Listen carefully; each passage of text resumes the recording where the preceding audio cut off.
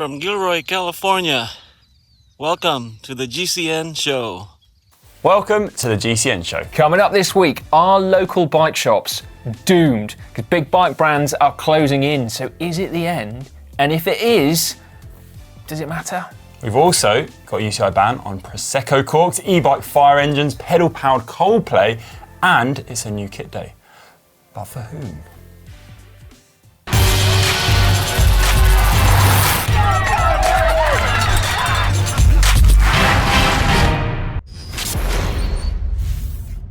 This week in the world of cycling, we learned that Biniam Girmay continues to make history, this time by winning a stage of the Giro d'Italia. He became the first black rider to do so, which, to be fair, is a sad reflection on diversity in cycling after 105 editions of the race, but still super cool.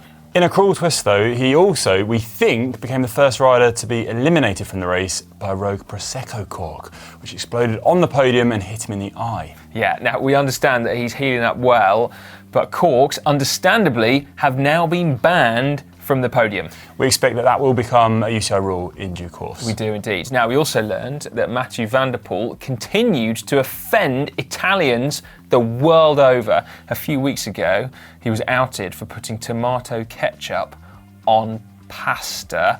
This week, it's saying that he has pineapple as a pizza topping.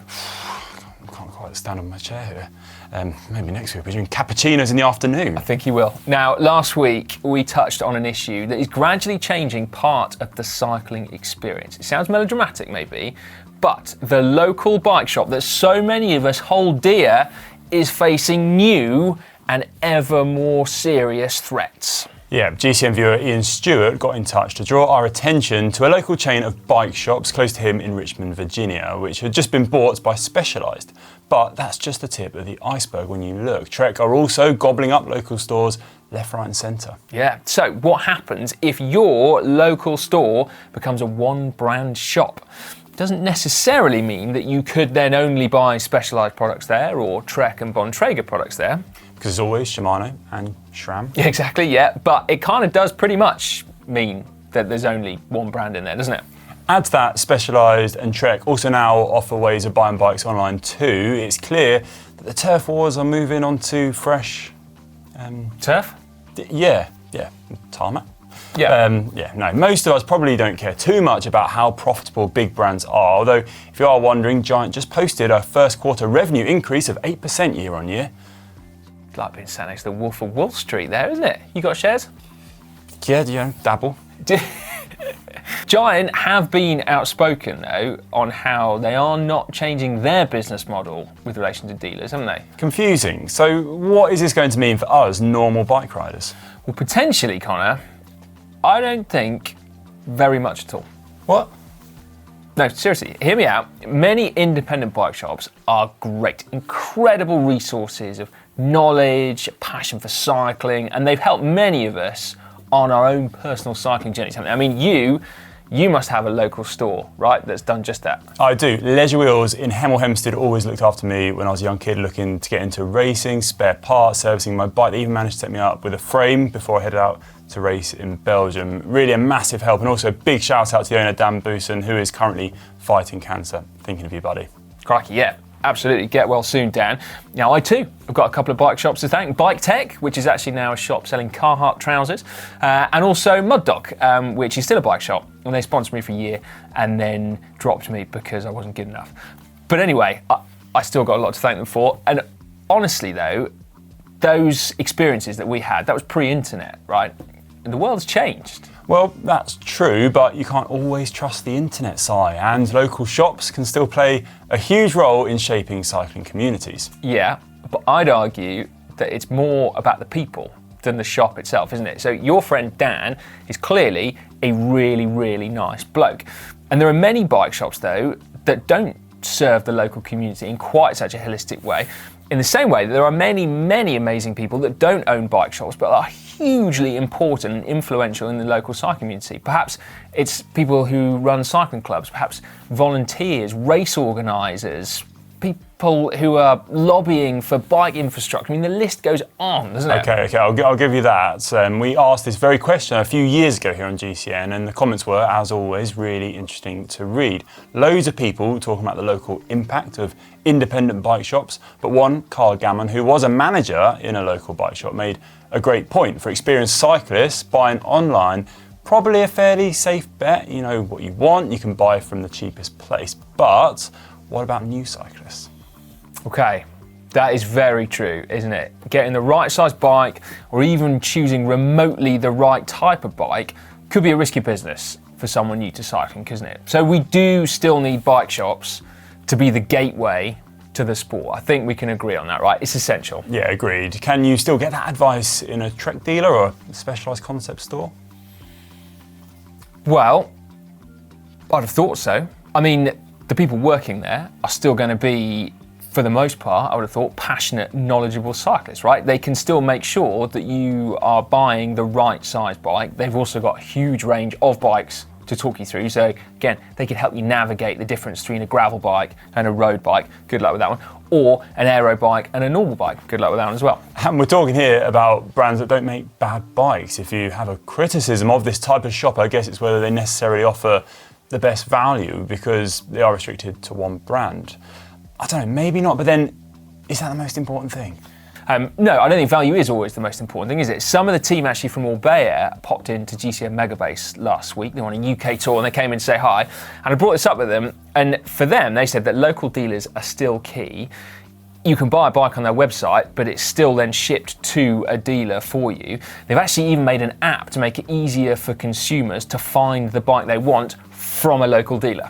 So at the moment then, we've got some brands that are just direct to consumer, which is great for cyclists that have a bit of an idea of what they want. Yeah, then we've got totally independent shops that can still be hugely important to cycling communities. They're then supported by brands that work with them. And then we've got the big brands that are trying to increase their market share and kind of lock people in to one brand and one brand only. But the downsides of that for consumers aren't necessarily quite as clear cut, are they? The risk is perhaps that we lose variety. One of the best bits for me is the range of bikes and products out there. Not great for getting into the sport, but as an enthusiast, it's part of what I love. And so if we saw brands disappear because they were locked out of dealers, that would be a shame. It would be a shame. But then they could just sell those bikes online instead, couldn't they? Perhaps. So, it's interesting, isn't it? What do you all think? Are local bike shops doomed by the latest developments? And does it matter if your local bike shop is then bought by a mega brand? Get involved in the comment section down below. We will read this with interest and I think revisit it next week. Time for GCN Inspiration now, that part of the week where you upload your photos of some amazing places you've been riding your bike to the GCN app with a chance of winning some lovely prizes. And we'll start off, Si. Okay. Third place. Third place winning GCN Elite Fly Duo Pack water bottles is this one sent in by 86 times P5Z5Z75. Original? Yeah, absolutely. My partner and I stopped to take the photo before completing our epic gravel tour along the Great Allegheny Passage and C&O towpath in Harpers Ferry, West Virginia. That's beautiful. Wow, that is cracking, isn't it? I wouldn't, from what little I know of West Virginia, I've never been lucky enough to go there, but that looks really rugged, really doesn't it? vast and kind of wild. I really like this photo. Brilliant one. Yeah, absolutely cracking. Definitely makes you want to go there, but also it just makes you want to get out and ride my bike. It does, yeah. I sometimes find this part of the week hard because there's some amazing photos out there. I just want to get out the door and start riding straight away. True. Don't worry, we'll get to first prize before I make an exit. Go on then. Who's second place? Second place with the GCN Elite Thermomia water bottle is Debbie Kennedy. Congratulations. And this is with the valley turning into a green goddess over a short period. It's time to enjoy this peaceful evening ride. No traffic, very few people out, and nature looked sensational. Simply the landscape and serenity. Have a great weekend and ride safe. And wow. That is cool. Now, no location on that one, but if I were a betting man, I would say Alps. Yeah, Alps, Switzerland, Austria, somewhere like that. Absolutely fantastic. Climb looks like cycling perfection. Those evening rides in the mountains when you get the light and you see it shining through. That's what it's all about. Good. Thank you very much, Debbie, for sending that one in. But it didn't clinch top spot. Nope. That this week goes to this photo from Zong, winning a GCN word logo sweatshirt, mid-heather blue, and the complete fans guide to pro cycling, plus a GCN t-shirt as well. This is an absolute perler of a photograph. Talking about that late evening sunshine, Connor. No better way to celebrate successfully passing a brain-melting 4-hour-long exam with 180 multiple choice questions than this. A sunset ride with a local friend on the vineyard balconies of beautiful Lavaux overlooking Lake Geneva in the foot of the Alps. A perfect day. Whoa, some brilliant uploads this week. That is cool. Yeah. Do you know what you got in your exam yet, by the way? Let us know. Yeah, I was going to say, because even if you didn't do very well, you've at least got a load of swag from the GCN shop, which hopefully will, help. But I have a feeling they probably smashed it. Yeah, I reckon so. Yeah. 4 hours, 180 multiple choice questions. That is big, isn't it? Right, make sure you keep all of those inspirational photos coming. Upload them, like Connor said, to the GCN app, and we will pick out 3 more perlers this time next week. Sorry for kicking you under the table, Connor. Sorry, it's right side with big feet. And now it's time for cycling shorts. Cycling shorts now, and we will start with news of new cycling shorts. Boom! Twice in 2 weeks. What? Sorry, it was a joke last week. Anyway, we have been working behind the scenes with our kit partner Castelli on something very special that we have kept under wraps until now. It's new kit. New kit day! It's new kit day. Oh, hey. We get new riding threads. Brand new, official GCN Pro Team kit. Yes! Check it out! Woohoo! Looking good, mate. This, would you believe, is our 5th custom GCN kit since the launch of GCN back in 2013. We're now riding in Castelli's Aero 6 jersey and the Aero RC shorts, which, if you remember a few weeks back when they launched, they're the ones without leg grippers, but that stay in place even on our puny stick legs. There's some black magic going on there, I think. Yeah, black magic, and also 28 prototypes, which is apparently how many it took to get the fit and fabric right. If you want to be the first to get your hands on our brand new kit after, that's a lot. Anyway. Yeah, even I've got some this time, clearly. Oh yeah, you didn't get yours. No, I didn't. Last time, during first COVID lockdown, everyone got their new Castelli kit except for me. There's a very well-dressed postman out there on his bike. There is indeed, yeah. Although yours is looking a little on the tight side, Connor. I don't know whether you were just a bit... I didn't want to raise this. Didn't want to sound like a diva, but it's a bit tight. It's extra small. Well, why did you order extra small? I mean, that does seem a bit ambitious. Maybe got a bit over carried away trying to get aero. Yeah, maybe, do you mind? I'm 6'8". You want to go for extra large? Yeah. Okay, all right, yeah. Probably for the best. After this, we'll see out some extra large. Looks like you can breathe now, Connor. Yeah, a bit better. If you want some in the right size, all you need to do is head over to the GCN shop and pre-order. We can't wait to see you all supporting the channel wearing the all-new kit. Don't forget to share any shots of your new kit via our app or social media with the hashtag #RepGCN. That's right. It is direct to consumer, by the way. You can't buy in your local bike shop. Right, now moving back on to that cracking news of Biniam Girmay, who made history last week by becoming the first Black African to win a stage of a Grand Tour, taking out stage 10 of the GCN. And it was an incredible moment for the young Eritrean. Girmay launched an almighty sprint, going really, really early, and bettering none other than Mathieu van der Poel to the line from a very reduced group. What a win, and the cycling world quite rightfully applauded Girmay. I definitely think we're going to see him on the top step of the podium countless times over the next years, although hopefully with a slightly less ferocious bottle of champagne. Yeah, as we said in the intro, that accident, I mean, tragically, to be honest, it meant that he couldn't start the next day due to his eye injury. And then again, as we said, as a precaution, the Giro organisation has now actually made it mandatory for all bottles to be uncorked already after each stage. We thought, as GCN presenters, it was perhaps our job to do a little bit of a how-to video, but this time how to open a bottle of champagne, Prosecco, or in this case, Cava. It's a feat we haven't had much practice with in the high pressure situation of podiums, but we did do some extensive research. We did. Step 1, you must wear appropriate safety gear. Step 2, remove foil and the metal thing. You haven't had much practice at all, have you?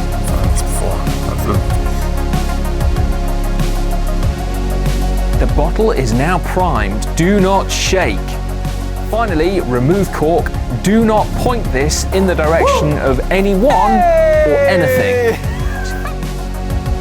Enjoy your Prosecco, Cava or Champagne. And congratulations again on a fantastic stage win. Now, genuinely, we would like to wish Biniam all the best on his recovery. The most recent update is that he's recovering well with no long-term damage, which is great news to hear.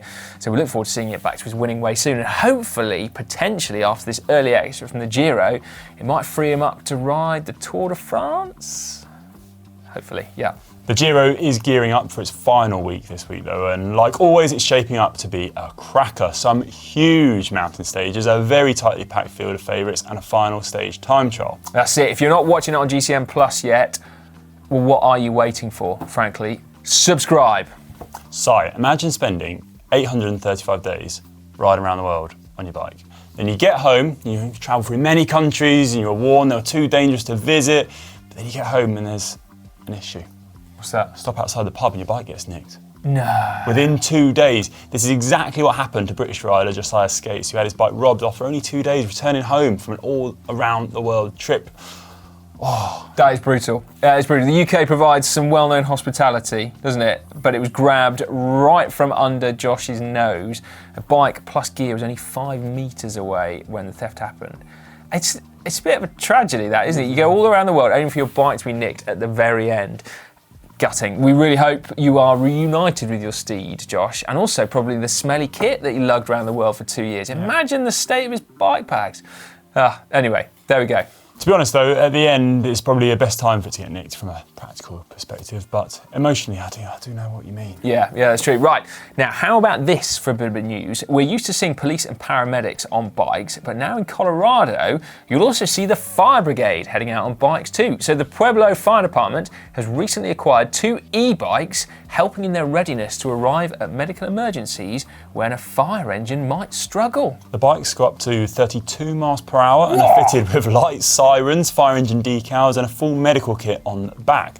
They're able to get out to emergencies super quick, navigating crowds or blocked roads, saving vital seconds, which does count in terms of primary care. That's right. No hose pipe though. No hose, maybe that will come later, you know. Maybe it will, yeah. Still, another example of the power of the bicycle, as is this, because if you're a fan of Coldplay and love cycling, come on, don't be shy, put your hand up, you can now power their concerts by bike. Yep, you heard that right. 15 Linus bikes will be set up around the stage with the ability of generating up to 200 watts. That's a quote from the band's press release, by the way. And we think this is great, but 200 watts sounds quite ambitious, don't you think? I'd be happy to do that on a normal riding, on a 90 kilogram X Pro. Well, I don't know. It would be like the spin class to end all spin classes, wouldn't it? Although I would expect the cadence might drop a little bit when Fix You comes on. Lights will guide you home, and I will try to fix you. Or maybe they just play that when someone has a mechanical. Is that a Coldplay joke? Kind of. That was a bit like 2 of them. Don't pretend you didn't get them. Anyway, the band has pledged to be as low carbon and sustainable as possible, hoping to cut their CO2 emissions by 50% as they embark on their Music of Spheres world tour. Perhaps they'll even be flying cattle class as opposed to on private jets. The dance floor is also going to be kinetic as well, providing power to the concert. So if you get tired in the middle of your intervals on the bike, you can just bust some moves instead. You know who'll be doing that? Lloydie. Poor Dan has got caught up in the GCN Plus Giro Breakaway crew on TikTok and is, how can we say, he's out of his comfort zone. He is, yeah. Have a look at this. This is Dan trying to get with the crew and bust some moves. Anyway, remember that you can catch up with Orla, Adam Blythe, Robin McEwen and Dan on the breakaway before and after every stage of the Giro on GCN Plus. Also on GCN Plus this week, we've got a really cool documentary launching called Pioneers, which you've got to check out. It's about the world's oldest off-road cycling club. Last bit of news, it's less than a month to go now to the Global Bike Festival, and we've been told that official accommodation packages have now sold out. Yeah, but don't worry, because we still have tickets left. So if you're still considering joining us there, we have got quite an amazing offer for you. It's got to be said. For a limited time only, all Global Bike Festival tickets will be buy one, get one free. So grab a mate, pack your bags and join us in Austria for what will truly be an unforgettable weekend of cycling, socialising and music. No Coldplay.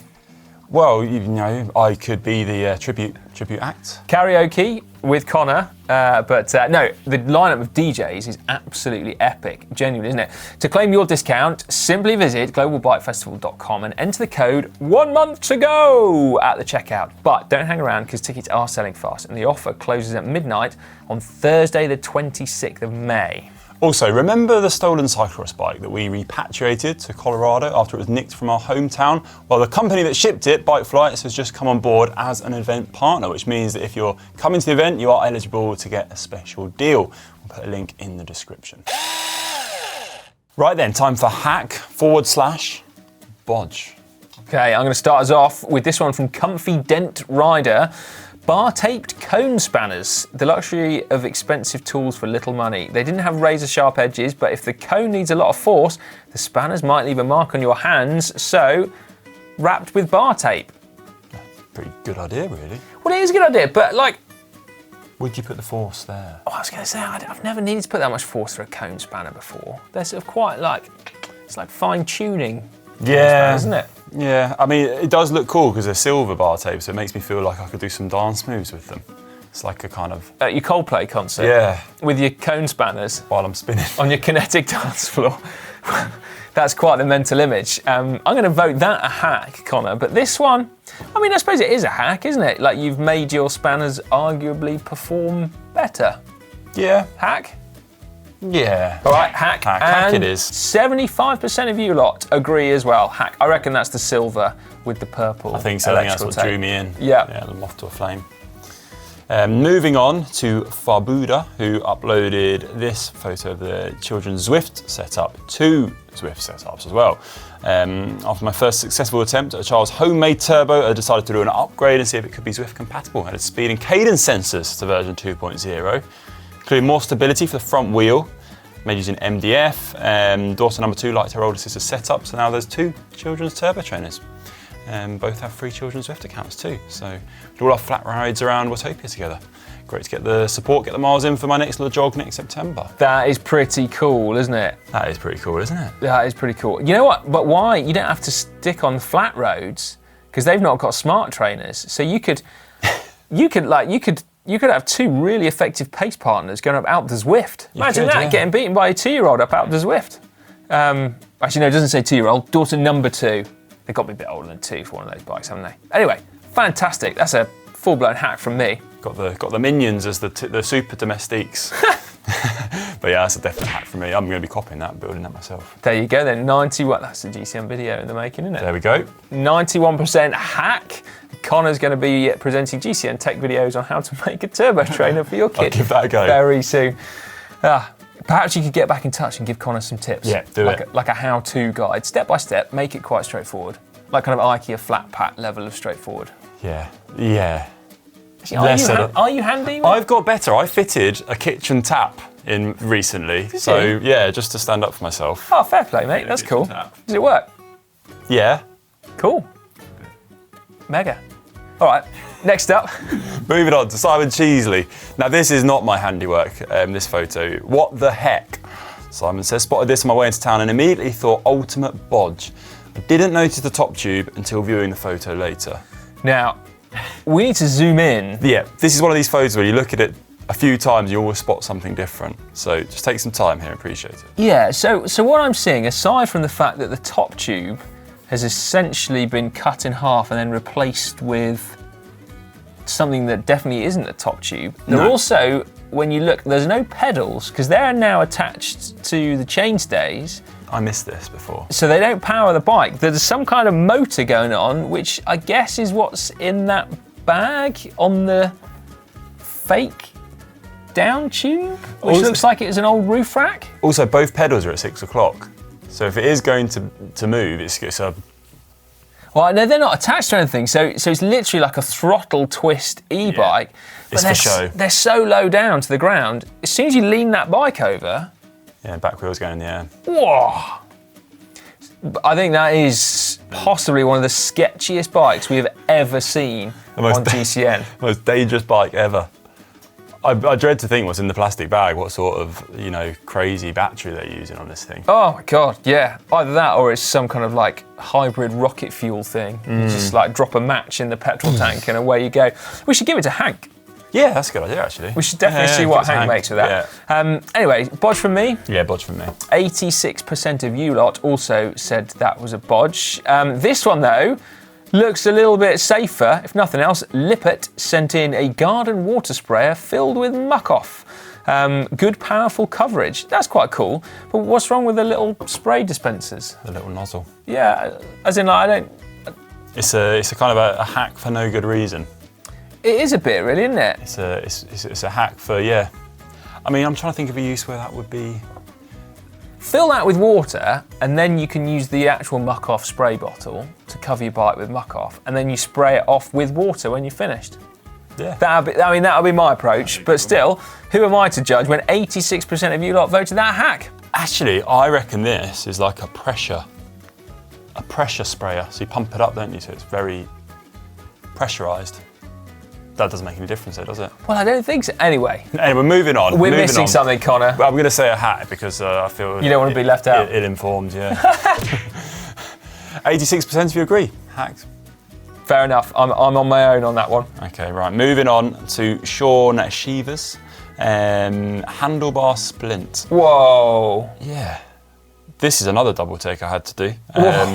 So while training for a charity ride across the UK, one of our team's handlebars broke. He completed the remaining 50 miles with this improvised splint.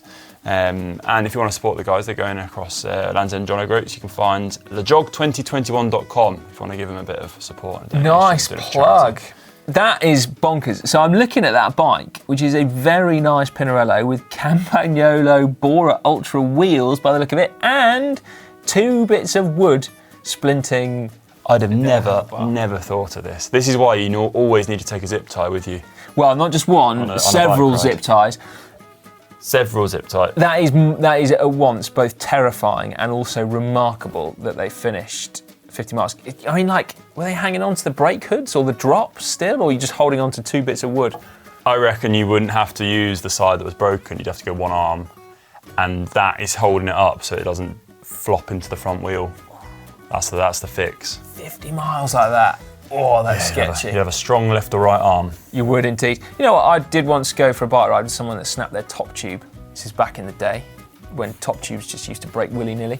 That got splinted with a piece of wood, enough for him to roll home. Yeah, with a toe clip strap, which tells you how long ago it was. But there you go. So yeah, good stuff. Next time you snap a crucial bit of bike, splint it with some wood. Actually, no, don't do that, because if it was like your forks or something, I think you might just have to call a taxi. Yeah. Or neutral service, one of those two. Call your mum. Yeah, exactly. Right. Or your dad. You going to give that a hack or a Bodge? I'm giving it a hack because it got them home. It's a roadside hack. Yeah, roadside hack. Boom. 66% of you lot also followed suit and went for a hack. That's some good ones this week. Some cracking ones. I feel like there's a kind of pun there with those handlebars. A stick-related pun. Anyway, never mind. Please keep them coming. Upload them to the GCN app, and we will pick out some more next week. Caption competition now, that part of the show where you get a chance to get your hands on a coveted GCN Elite water bottle. It could even be a limited edition pink one for the month of May. All you got to do is put a witty caption in the comments section down below. We will find the best one, and then it will win said bottle next week. We'll start with results. As always, we gave you this photo. And the winner, this is good, isn't it, Conor? This is a real good one, actually, yeah. You want to go for it? Go on then. So this was sent in by Michael Rielaski. I just got hit by this Coke can on the helmet. I was lucky. It was a soft drink. Yes! Genius. Michael, absolute genius. That's the kind of caption that we like here at GCN. Brilliant. A soft drink. How do you think of that? I know. That's pretty well. You say, how do you think of it? Connor, the pressure's on you, mate. to come up with a witty caption now. This is the photo we're going to give you. Giulio Ciccone coming across the line to win a tremendous solo victory on stage, was it 15? Yeah, the I Giro? believe so. It was indeed. Go on then, Connor. So I'm going with Giulio Ciccone's Giro'd'Italia is proving to be a real spectacle. That is good. So I did that. If you don't know what Connor's talking about, zoom in. That's right. Giulio Ciccone's signature move, throwing his sunglasses when he crosses the finish line. Do we know why that's his signature I was trying to move? rack my brain. I think it started when he won a stage at the Giro and threw them off by accident. But that is just complete off the top of my head. It could be completely wrong. If you know better, let us know in the comment section down It's off below. the top of Giulio's head as well, mate. Oh. Right then, if you think you can beat Connor, and you're going to have to work hard this week, then get involved in the comment section down below. Moving on now to comments of the week, where we look at some of our favourite comments on videos from the previous week. And first in from Ian Stewart on last week's show. Oh man, we need size. Push harder in the pedals on a meme loop. How do you get a meme? How do you make memes, do you know? You just put some text on a photo, I think. There's meme creators I've heard. Is that right? Okay. Well, I don't know, that'd be cool. I'd love to have a meme. Imagine that. I'll explain things to him after the show. Okay, right, moving on then. Under Ollie's, we bought the cheapest used Pinarello on eBay and rode it up the Stelvio Pass. Glenn Patterson said, this is an amazing ride on an amazing find with an amazing message. It's not the bike, it's the journey. Yeah, that is cool actually. And my goodness me, was that a bargain. It was. Seriously? Some bargain. Whoa! And it's got to be said that following on from a comment that someone left under a video about that Amazon bike, Alex has also sourced the best bike he could find for 500 quid. I'm doing the same, so we're going to see just how good a bike you can buy for 500 quid. So we're going to have a bit of a tear up at our local crit race. See what happens. I mean, admittedly, we'll all go out the back, but still, that won't be because of the bikes. That'll be because of our legs. Have an excuse. Yes, exactly. Very true. Moving on to the commuter challenge, which Hank was involved with last week when he took on. I always forget the name of these things. I call them flying machines. I don't think that's the technical term. Paramotor. Paramotor, that's it. Yeah, he's got a paramotor. The Aesculap commented, "Hats off for finding someone that is more crazy than Hank." Yeah. That was tough to find. Yeah, hard to do, but certainly him walking around our offices with a giant fan strapped to his back did make him look a little bit crazy, didn't it? It did. Also, did you not think when you were watching that when he was riding the Brompton, why did he not turn his fan back on? Because if it's going to power him on like a, with a parachute through the air, surely he'd get some serious speed up on a Brompton. That's a good idea. Another one for Hank. Yeah. Maybe we should get that motorbike bike and the fan. That's right. Maybe get some wings in the mix. There we go. We'll borrow that next time. But yeah, that was a good one. Make sure you check that one out. Then under Can a Vintage Superbike Survive a Killer Climb? I offended quite a lot of vintage superbike fans, apologies for that, by my comment about whether the gears would survive. Apparently they would, of course they would. So yeah, sorry about that one to everyone I did offend. But Shep Shape made a very good point. I learned two things from watching GCN videos. One, the Brits never quit. Two, their energy comes from complaining every second about everything. That's kind of true, actually, that. Yeah, no, I did moan quite a lot on that climb, but still, I got up it. I did, I survived. Well done. Thanks, mate. Moving on now to how not to corner on a bike. This was sent in by Saf in 1981. I'd recommend not closing your eyes and shouting "wee" on corners. It's a good tip actually. Very good. Right then, what is coming up on GCN over the next few days then, Connor? So on Wednesday we have what not to wear in the heat. On Thursday, most embarrassing things to happen in a race. Me and Hank had a bit of fun with that one. Got a few strange looks when we're filming that. On Friday we have Shimano GRX versus Ultegra. What's the difference between road and gravel gears? Whoa. And then on Saturday, I'm really excited about this one. Zero to Hero, so GCN's resident statistician nerd Killian Kelly, who is also an all-round nice guy, is attempting to ride L'Etape du Tour this year, which is a big, big undertaking. We're following his journey. This is the first video that we've done. Is that right? So I headed over to Ireland to Keelan's house, surprised him because he's supposed to have been training for a few months now. Hasn't quite gone to plan so far. So oh, really? Went over and gave him a bit of a kick up the bottom. Found out how he's getting on. But it was a lot of fun, really, really good fun. Had a lot of laughs. Great stuff. So you have to watch that one. And then finally on Sunday, Ollie, still out in Italy. Can an e-bike survive the Stelvio? All 25 Ks at 8% or something. Do you have to race over that with the Giro that you did? The Stelvio, no. I got away with one of them. There was too much snow. I was devastated. Cool. Right, well, the Stelvio isn't in the Giro this year, but as we said earlier, the final week is utterly, utterly epic. So do make sure you check it out on GCN+. Do make sure. Right, I think that's it, isn't it, for the GCN show this week, Conor? Thanks for having us. Indeed, indeed. Right, we will see you lot this time next week as well. Catch you then.